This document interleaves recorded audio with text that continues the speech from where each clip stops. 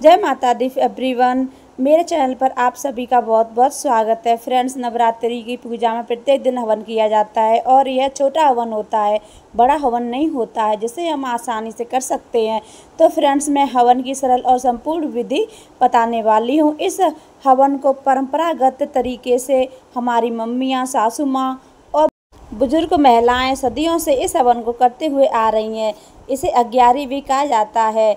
इसे नवरात्रि में करने से माता रानी प्रसन्न होती हैं। देखिए, यह नवरात्रि हवन को सुबह शाम दोनों समय कर सकते हैं, या तो एक समय नवरात्रि में अवश्य रूप से जरूर करना चाहिए।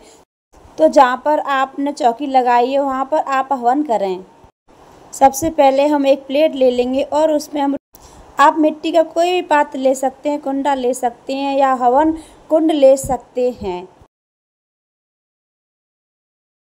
लेकिन लोहे का कुंड नहीं होना चाहिए। मैंने यहाँ पर मिट्टी का छोटा सा पात्र ले लिया है। इस पात्र पे हम रोली चंदन से तिलक कर देंगे। पहले हम रोली से तिलक कर देंगे, उसके बाद हम चंदन से तिलक कर देंगे। फिर हम इस पात्र पे स्वास्तिक बना लेंगे। फिर हम हवन कुंड को जल से शुद्धिकरण करेंगे। देखिए, हम हवन करने के लिए गाय के गोबर का उपला लेंगे। गाय के गोबर का उपला घर पे भी बना सकते हैं या मार्केट में भी आसानी से मिल जाता है। गैस जलाकर हम उपले को सुलगा लेंगे। गाय का उपला अब सुलग गया है। अब हम इसे मिट्टी के बर्तन में रख लेंगे।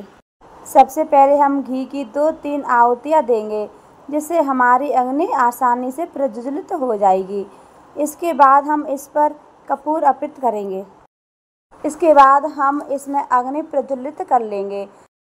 तो मैंने यहाँ पर हवन सामग्री तैयार कर ली है। इसमें घी मिला लिया, लौंग मिला लिए, बतासे मिला लिए, इसमें मैंने गूगल और लोबान मिला लिया है। देखिए फ्रेंड्स, जब हम हवन में आहुतियाँ दें तो इस मुद्रा में हमें हवन सामग्री लेनी चाहिए। सबसे पहले हम गणेश भगवान को नमन करते हुए उनके नाम की 2 आहुति देंगे। उसके बाद हम नवग्रह के लिए 5 आहुतियाँ दे देंगे। अगर कुछ भी नहीं आता है तो ओम नवग्रह नमः कहकर नवग्रह की आहुतियाँ देंगे। बीच बीच में हम घी की आहुतियाँ देते रहेंगे। इसके बाद हम लौंग का भोग लगाएंगे। लौंग फूल वाली होनी चाहिए। अगर आपके यहाँ लौंग का 1 जोड़ा चढ़ाया तो 1 जोड़ा चढ़ाएं। अब अगर आपके यहाँ 2 जोड़े चढ़ाए जाते हैं तो 2 जोड़ा घी में डुबोकर हवन में समर्पित करें। इसके बाद हम बतासे को घी में समर्पित करेंगे। इसके बाद हम माँ दुर्गा का जो मंत्र है, ओम ईं ह्रीं क्लीं चामुंडाय बिच्छाय नमः स्वाहा, ऐसे हम आहुतियाँ देंगे। अगर आपसे यह मंत्र नहीं आता है तो आप जय माता दी स्वाहा भी कह सकते हैं। इसमें नमाण मंत्र की 7, 11, 21 जितनी भी चाहे आहुतियाँ दें। पंचमेवे का भोग लगाएंगे। हवन में मिठाई समर्पित करेंगे। इसके बाद हमने जो माता को जो पान अर्पित किया था उसे हम हवन में चढ़ाएंगे। देखिए, माता रानी को पान अति प्रिय भोग है, तो मैं डेली माता रानी को पान का भोग अर्पित करती हूँ। देखिए, आप इसे हवन में फोल्ड करके लौंग लगाकर समर्पित करें, ताकि यह अच्छे से अग्नि में समाहित हो जाए। इसे घी लगाकर अग्नि में समर्पित कर देंगे। जो भी अष्टमी के दिन भोग बनाया है, हलवा पूड़ी, उसे भी आप हवन में अर्पित कर सकते हैं। अष्टमी वाले दिन हम बार बार बीच में घी की आहुति देते रहेंगे। अगर आप अष्टमी पर पंडित जी को नहीं बुला सकते हैं तो आप माता रानी के मंत्र बोलते हुए इस हवन को घर पर ही कर सकते हैं। इसके बाद हम जल के छींटे देंगे।